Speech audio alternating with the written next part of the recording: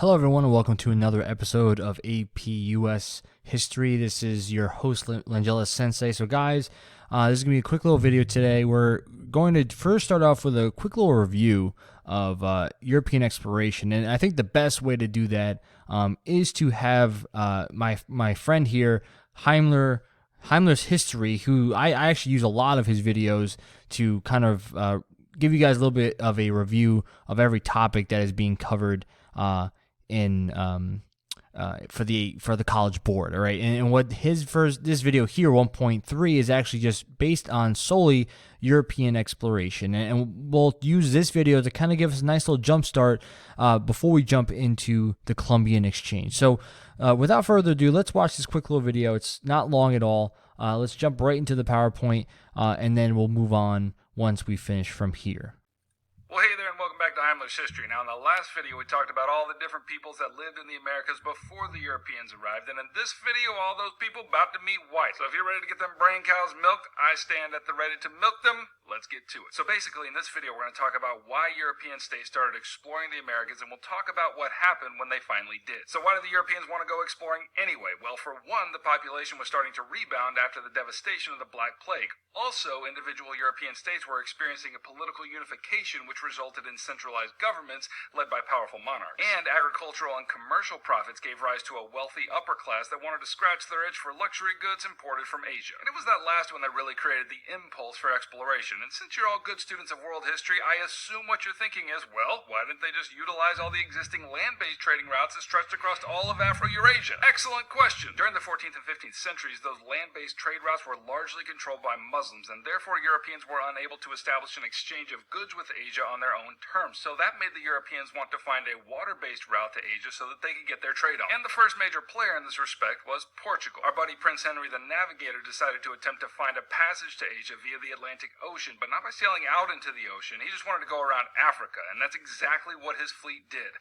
Portugal established what's known as a trading post empire all along the African coast and eventually found their way to dominance in the lucrative Indian Ocean trade. And they were able to do this because they harnessed maritime technology in new ways. For example, they made use of trading ships called caravels, which were nimble and dedicated only to trade as opposed to war. They also used updated maritime charts and astronomical tables to help with planning their routes. They improved their navigation with borrowed technology like the astrolabe and the stern post rudder. In lay terms, they made good boat and sailed real good. But seeing how profitable Portugal's trade was becoming, Spain wanted a piece of that juicy economic pie too. So the monarchs of Spain, Isabella and Ferdinand, after having united Spain under the Catholic Christian banner and after the reconquest of the Iberian Peninsula from the Muslims, got in the game as well, but with an additional motive, spreading Christianity. And after they had established trading posts in Africa and India and Asia, a scrappy Italian sailor by the name of Christopher Columbus came to Ferdinand and Isabella seeking a sponsorship to try to find a route to Asia by sailing west. Oh, and obviously he wanted to prove that the earth was round because that definitely wasn't an established fact for like 1700 years since the ancient Greeks. Anyway, Ferdinand and Isabella thought this was a pretty good idea since Portugal basically controlled the African routes and the Italian city-states controlled the Mediterranean routes, and so in 1492 Columbus set sail west across the Atlantic, and a few months later he ran into a continent that nobody knew was there, except for the Vikings. Anyway, Columbus landed in what he thought was the East Indies, but what was actually the Caribbean, specifically the island of San Salvador, and because he thought that this was the Indies, he called the inhabitants Indians. Now, those inhabitants were hospitable to Columbus and his crew, and they helped the Spaniards explore the islands, but they made the huge mistake of wearing gold jewelry, because when Columbus saw that, he was like, they rich. So, long story short, Columbus sailed back to Spain with samples of all this gold jewelry and a few of the natives whom he had enslaved, and informed everyone that there was more for the taking. And so more Spaniards set out to explore the Caribbean and South America, and I'll tell you more about that in another video. Now, it had become clear within about a decade that Columbus had not in fact discovered a sea-based route to Asia, but that was neither here nor there, because when Columbus set foot on San Salvador, it set off a process that would change the world in drastic ways, and something that became known as the Columbian exchange. But we'll have to wait for that story in the next video. Alright, that's what you need to know about Unit 1, Topic 3. Alrighty. So, as I mentioned, I do like Heimler's History. That was a 3-minute and 43-second video, and he did cover basically almost everything that you would need to know for exploration. So that's why I like him as a review video guy. As you can tell from the PowerPoints, I do have a lot of his videos embedded within our presentation. So as you can tell, I do respect this guy as a history teacher. So he's been doing this for a long time, so you've probably seen his stuff before. All right. So yeah, let's move on now to the Columbian Exchange. So as he mentioned, the interaction between Columbus and the New World was monumental because it jumpstarts a chain reaction of a cause and effect that really changes the world in a whole different way. Okay. Now there's a few things that we can kind of point to, as into basically a giant list of things that the Columbian Exchange causes, or really his emergence into the New World causes. Firstly, we talked about the Prince Henry the Navigator when he was traveling along Africa, and even as more places started to colonize their areas. We're going to get into this idea, but there starts to be this idea that they need to have more labor in order to do a lot of the work, right? So this idea sparks in a lot of these these navigators' minds is that they might need to bring in a slave trade force, like basically a slave force that will be able to do all the work for them. And as we mentioned before, those African kingdoms that are on the west coast of Africa were also involved in the slave trade at the time period, right? So the Columbian Exchange really is a jumping point to really a kind of the interaction between all these different groups all in one, right? The Europeans, the Africans, the Native Americans, all three groups are now kind of interacting in a really impactful way, right? And we'll get into more of the triangle trade and really how impactful that was, probably more down the line. But when you take a look at the Columbian Exchange in general, there's really a transferring of a lot of different things, whether it's you talk about plants, foods, animals, even diseases. These are all things that are transferred, and I actually have a pretty solid map that shows you just kind of the products that were transferred over because of the Columbian Exchange. But one of the biggest things that does transfer over is culture. Okay, so cultural diffusion is a massive thing that does transfer over. Now, some are forced to be transferred over, as in the African slaves were forced to be transferred over. But others, like depending on the nation, the European nation that goes to a certain area, they actually have a different way of which they treat the natives. For instance, when you look at when the French colonies start to emerge, they treat the natives pretty well. Sometimes they actually intermarried with some of the natives. The English, not so much, right? But this is known as the Columbian Exchange, and because it's really a exchange of not only products, plants, foods, animals, but also diseases and cultures. All right, so here's the map I was mentioning to you. This is pretty impactful to kind of help you understand what is being transferred over from what parts. What's interesting enough, that majority of the vegetables, the fruits that we know today that we love and adore, that are actually key to meals that we would always associate with specific European nations, actually started in North America. And they were transferred over because of the Columbian Exchange. So when you take a look really at the two major routes here from North America and South America to Europe, and then from Europe to the New World, I want you guys to really think about which of these two do you think is more beneficial? Is it more beneficial to Europe, right? See this arrow going here, and all these goods more beneficial for Europe, or was the European goods more beneficial to the New World, right? I want you guys to think about that. There's a long list here, so it's really something to really dive deep into. And we'll have actually a worksheet that we're doing today, along with the Columbian Exchange, that goes into basically a lot of different accounts of historians, Native Americans, their point of views of the Columbian Exchange, and I'll have you guys really analyze the cause and effects on a wider scale. One of the biggest things that was an exchange was the smallpox or the black pox disease, which does wipe out a lot of Native Americans. So when you take a look at some of the effects from the old world, right, from basically Europe and Asia, there's an increase in population. And the reason why this happens is because with all the products and plants that are being brought over from the New World back to the old world, now they have a lot more intake of different types of foods, better foods that they never had before, and this actually increases the population. And you might be confused when you first saw this. You're saying, well, how is there a increase in population in the old world because of the Columbian exchange? Usually most people associate change happening in the new world because of this interaction, but actually with all the new foods coming in, population increases, which is really important because when population increases, a lot of these cities that were once clean, a lot of people had jobs originally. When population increases, those people end up losing their jobs, and there ends up being more poverty, more disease that's fluctuating through those cities, which actually jumpstarts the migration of colonists leaving the old world to go to the new world to find a new lease on life, right?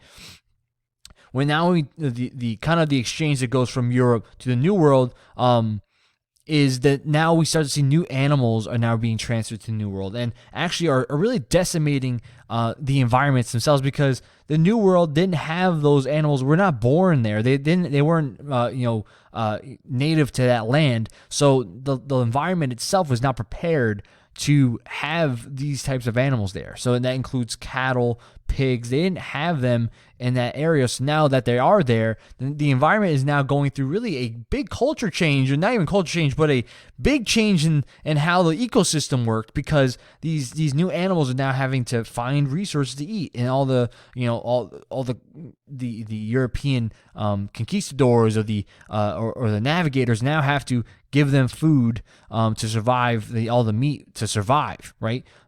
So this is a problem for even those natives that might be decimated. Their herbs, what they need to survive on the day to day is now being taken away because of the domesticated animals having to eat some of their greenery. Okay, but on top of that, the New World does also get new supplies, right? They do get new types of meats. They also get wools and milk and hides, and they find new ways of transportation. Probably the most important one is the use of the horse, right? The horse does provide a lot of benefit for the Native American tribes. The horse being introduced allows them to now hunt faster game, right? This allows them to have more meat for their tribes and their communities, because now they can hunt larger prey. Normally they would have to hunt prey that they're able to go after on foot, but now with a horse, that's different. However, the flip side of that is that now warfare between tribes becomes more deadly. Right now, it's going to be faster paced, more raiding, more attacking out of nowhere, right? Guerrilla warfare. These are all things that now can be really assured using horses. But over the years, the Native American tribes actually master using horses, and this is actually crucial to them becoming more of a fighting force when the colonists do arrive. All right. As I mentioned, I have a list of different things that are being transferred. But not only just plants and animals being transferred, but germs as well. The smallpox and measles decimates the population of Native Americans, basically a 90% death rate. So there's like the positives of what's being transferred and the negatives that's being transferred over.